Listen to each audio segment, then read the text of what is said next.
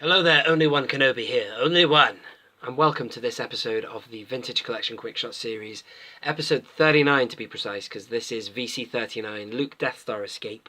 And I've got my thoughts on this figure and card, but before that I have to say, this is the perfect opportunity for me to say, and let me know in the comments if you agree, that Hasbro are yet to nail a Luke Farmboy figure.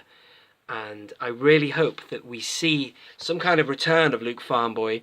Obviously this is a specific card back for Death Star Escape, but I really want to see them nail Luke Farmboy, because as you're going to see in this video, I'm not only going to show you this card back in this figure, but I'm also going to give you a little bit of a history lesson on this one, or a tour of the figure that we've had in the past, and they've never ever kind of got it right, but we'll look at them in a moment. As for this figure and card back, they're kind of cool, man. The card back is amazing. The figure, I'll say now, it's kind of a bit of a fathead Luke. I don't really like the facial sculpt of this. You know, everyone is different. People will see different things, but for me, I can't see Mark Hamill there. I can see Shaggy from Scooby-Doo, and that is about it.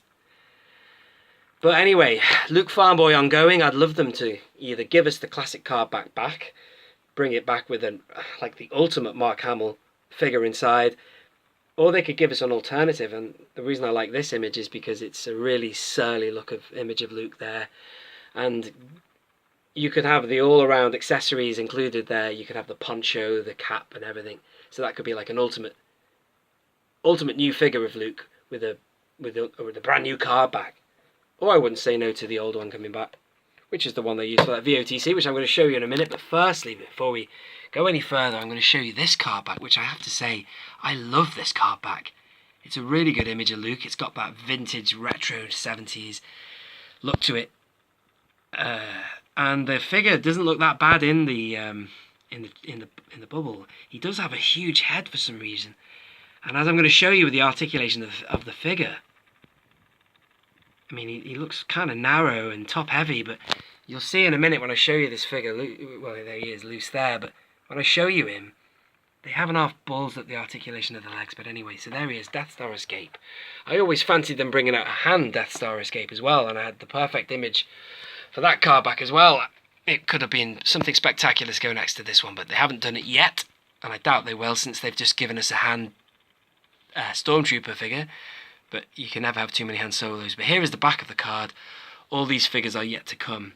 I've just done that one, obviously, but these are next. So I look forward to reviewing them. Some good figures coming up. Speaking of Han Solo with fat heads, that one there, which I don't have loose, and I don't really want to either. But anyway, so this is the Luke Death Star Escape, and here he is, loose. And that's what I mean about the head. The head is, I just can't see Mark Hamill there. His nose is, I don't know, let me know. I know my mate Mike can, he thinks it's great, this figure. I don't. So I'm going to give you a good look at it now. Sometimes I can look at it and think, yeah, there's a bit of Mark Hamill there, but overall, I just think the head's too big. Anyway, this is the problem I've got with this figure.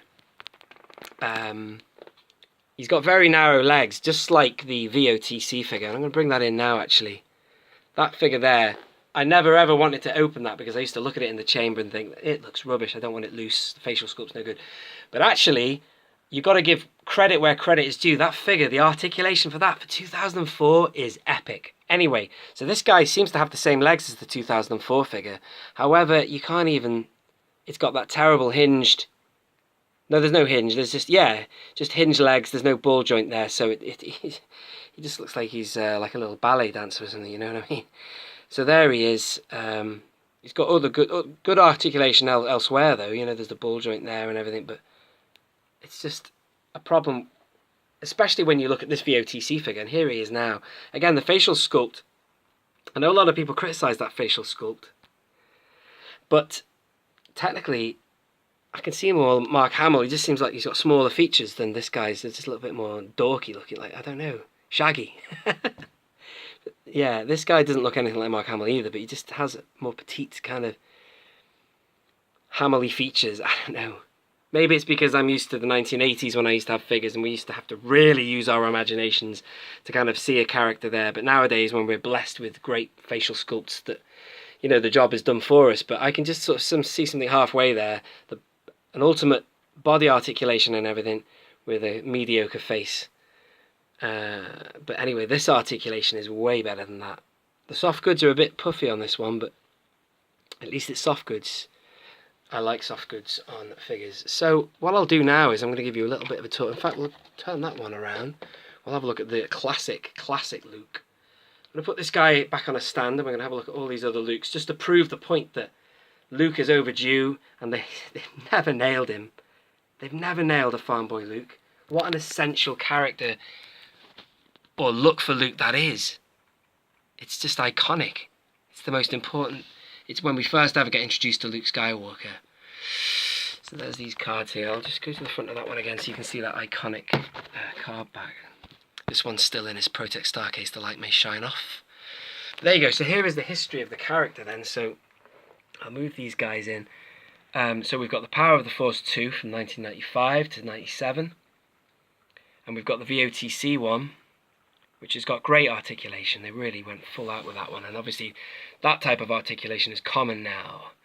And then there's this one here. I've just had to really struggle to research this guy. Let me just take the helmet off just to prove a point. Look at that.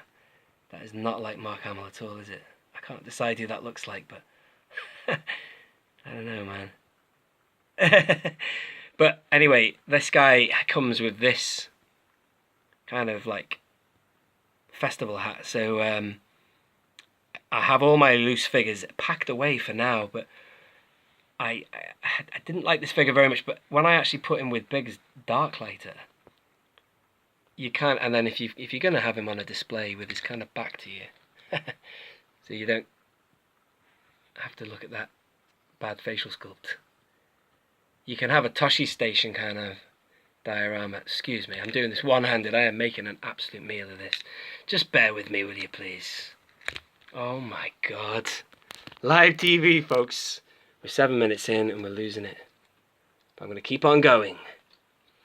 So again, I've had all my figures packed away until the day I can get them all on display. But I had these two just like kind of like the Toshi Station, because Luke is wearing that at the Toshi Station. In fact, Luke never wears that in the actual released movie, but there were loads of scenes where he did.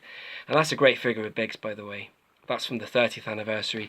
This took a long time to research where it came from. This figure is from the 1999 Power of the Force 2 line. That was the same packaging as the Phantom Menace line with the comm chips, except this guy was in the sneak, not the sneak preview, but the, let me think now. It was called the Flashback series, so they had a picture of young Anakin on the front and then Luke to kind of show that they're family, just before the Phantom Menace came out, I guess. And then there's this guy here who, again, though he has got loads of good things going for him, like the articulation, but the facial sculpt isn't, well, it ain't great, is it? The best facial sculpt I've ever seen for Mark Hamill is the one when he is in the Force Awakens. Yeah, Force Awakens facial sculpt. You know, the Jedi one with the beard? Maybe it's because there's a beard on him. It kind of makes it easier to blag a face, but I think it's using the photo real technology, and that's what they need to do for a Farmboy. So I hope you've enjoyed that video. We've dotted around on Luke there quite significantly, but that's the figure that obviously is part of the episode 39. It's VC39 Luke, and I suppose back when he was released, a lot of people were kind of hoping that he would be an ultimate Luke facial sculpt, and I'd be really interested to know what the facial sculpt is like for this. I think is it a Yavin ceremony? They have predicted that they're going to release a New Hope Luke. That's the rumour from Yakface. But I wouldn't be opposed to them bringing back or making a brand new definitive Farmboy Luke. It would be nice to see a Yavin ceremony Luke, yeah. That would be really cool, but that'll just be a repack. But if they really want to get some kudos, in my opinion, they'll go and try and sort this issue out once and for all of giving us a decent Farmboy. Yet to be done, Hasbro, yet to be done. Thank you for watching. This has been Only One Kenobi. Only One. Out.